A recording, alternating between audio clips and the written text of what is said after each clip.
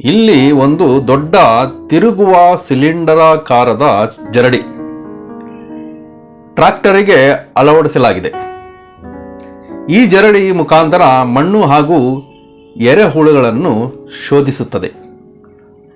ಈ ಯಂತ್ರವು ಮಣ್ಣಿನಿಂದ ಎರೆಹುಳುಗಳನ್ನು ಬೇರ್ಪಡಿಸಿ ಅದನ್ನು ನೇರವಾಗಿ ಒಂದು ಬುಟ್ಟಿಗೆ ಹಾಕುವ ಒಂದು ವಿಧಾನ ಇಲ್ಲಿದೆ ನೋಡಿ. ನಮಗೆ ತಿಳಿದು ಬರುತ್ತದೆ, ಈ ವಿಧಾನದಿಂದ ಈ ಯಂತ್ರ ಬಳಸಿ ದೊಡ್ಡ ಪ್ರಮಾಣದಲ್ಲಿ ಎರೆಹುಳುಗಳನ್ನು ಸಂಗ್ರಹಿಸುವ ವಿಧಾನವಾಗಿ ನೋಡಬಹುದು. ನೋಡಿ, ಹೊಲ ಮತ್ತು ಗದ್ದೆಗಳಲ್ಲಿ ಎರೆಹುಳು ಇರುತ್ತೆ, ಅದನ್ನು ಒಂದೊಂದಾಗಿ ಆರಿಸಿಕೆ ಆಗೋದಿಲ್ಲ. ಆದ್ದರಿಂದ ಈ ಒಂದು ವಿಧಾನದಿಂದ ಎರೆಹುಳುಗಳನ್ನು ಹೊಡೆತ ಬಿಡದ ಹಾಗೆ ಈ ಥರ ಕಲೆಕ್ಟ್ ಮಾಡ್ಬೋದು. ಸೂಪರ್ ಐತಲ್ರಿ ಐಡಿಯಾ.